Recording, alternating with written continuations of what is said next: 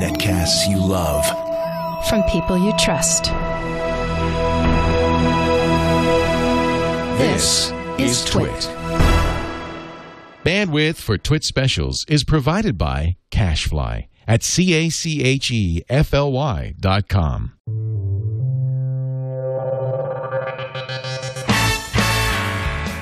This is TWiT special number 140, recorded October 3rd, 2012. Hodgman won't leave our studio. Hey everybody, it's me, John Hodgman, with This Week in Pneumatic Tubes. I'm here on the internet answering your questions as part of the TWiT Netcast network at this moment. So look, here are your questions. Nope. There. I can see them. You can't. Let's see what we got. Dr. C says, John, what supplies do I need for the end of the world? Well, I already told you. You want a lot of fresh water. You want to get canned ants. I know it sounds disgusting, but they're the canned variety of ants are better than the fresh variety because the canned variety aren't going to grow to the size of dogs and try to kill you. You want to stockpile your urine, and you want to stockpile mayonnaise. Both, by the way. I know everyone has their favorites, but you're going to need both. Trout, favorite pneumatic tube moment. We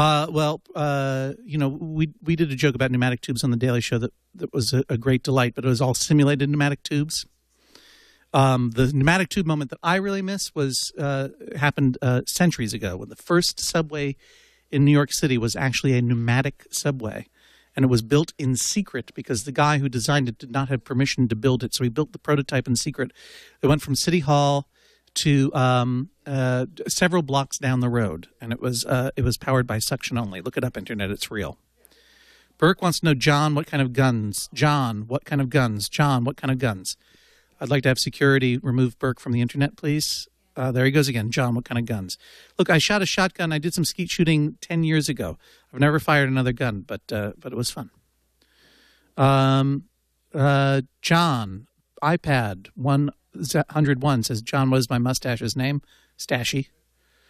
Radio Mass, John, how many Judge John Hodgmans do I record in a day? Jesse and I will usually try to do 2 a week, back-to-back, one day.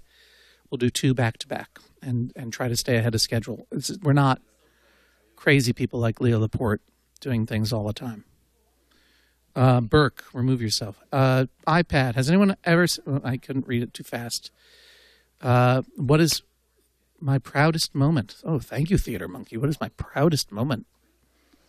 Appearing on the TWiT network, obviously.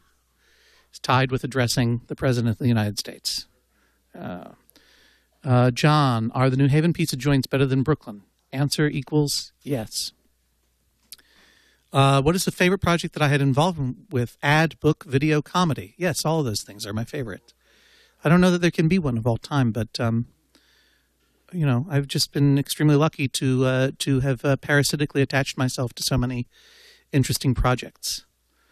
It's hard to speak of a proud moment, I have to say, because most of the time I feel extremely guilty that I have weaseled my way into yet another thing that I love. The Daily Show, the World of Apple. My book just fell over. Don't worry about that. The Battlestar Galactica, Coraline, and the world of Neil Gaiman. I'm just QI and Stephen Fry. I just keep sneaking into things, and people keep saying okay, and maybe it's not always okay. Maybe they'll eventually find out. But the one that I didn't have any. The 2 things that I had no connection with that were just completely outside of my realm of influence were the invitation to address the Radio and Television Correspondents Award dinner and speak to the President of the United States, which was not something that I imagined would happen in my world. And of course, the Apple ads just were this great and ridiculous gift from fate that allowed me to do everything I've ever wanted to do and more. And now I lead a totally hollow and empty life now that I've accomplished everything I've ever wanted to accomplish. So how do I fill out the rest of my time now that it's all done for me? Oh, wait, chat time. Oh, sorry. Am I a Star Trek fan? Sure. How many days a year do I perform my... What? It's going so fast. Do I think Leo is a cyborg? No, he's pure flesh. He is the living flesh.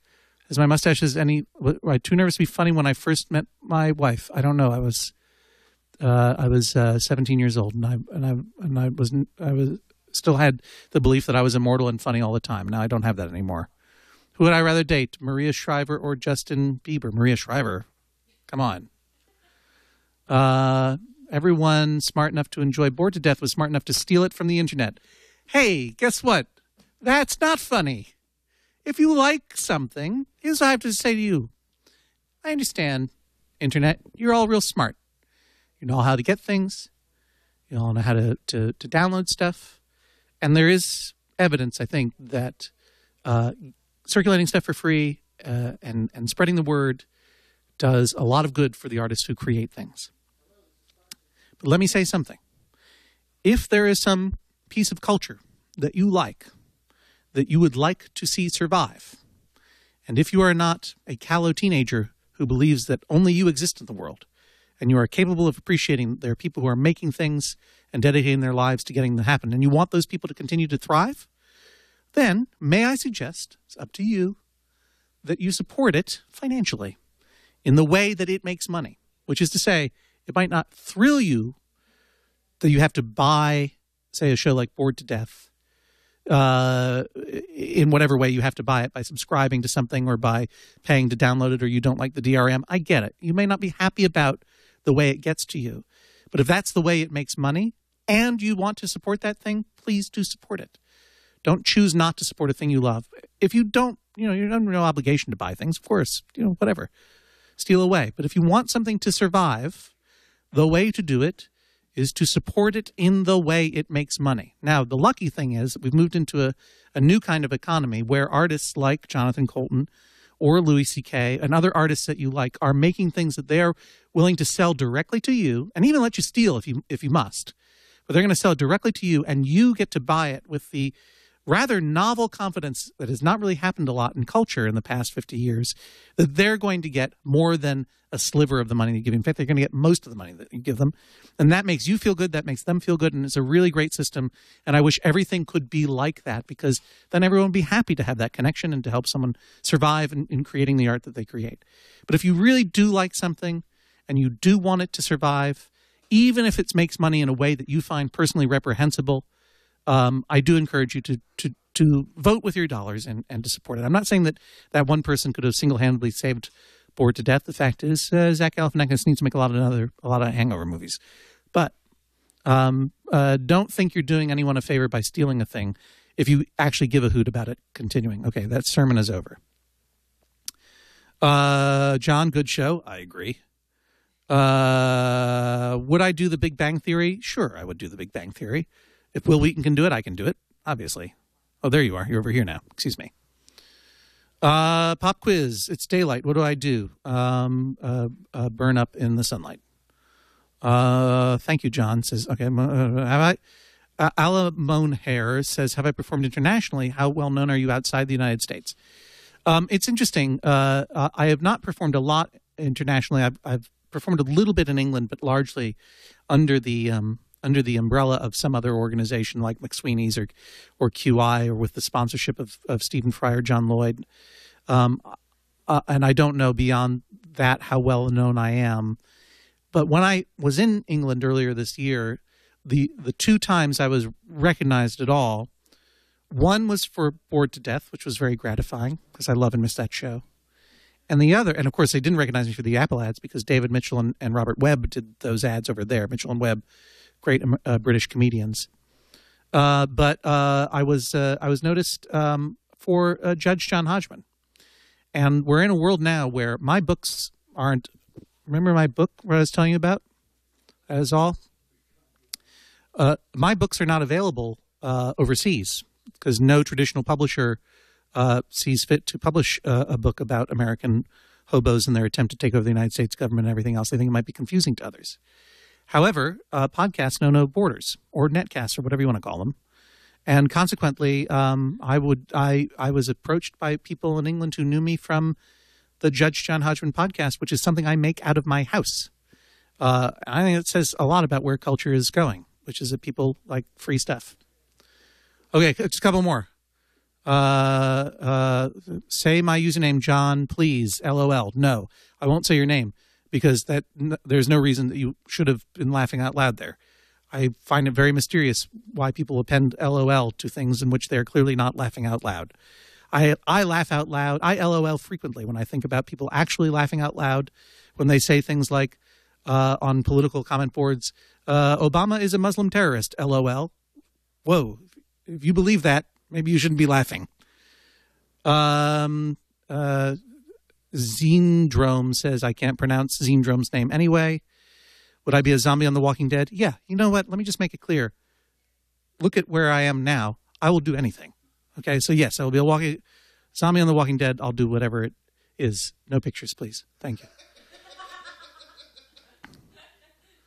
Dr. Seuss asks, what do I think about technology education in the United States? Obviously, it should be better. We should be taking our nerds much more seriously than we do here.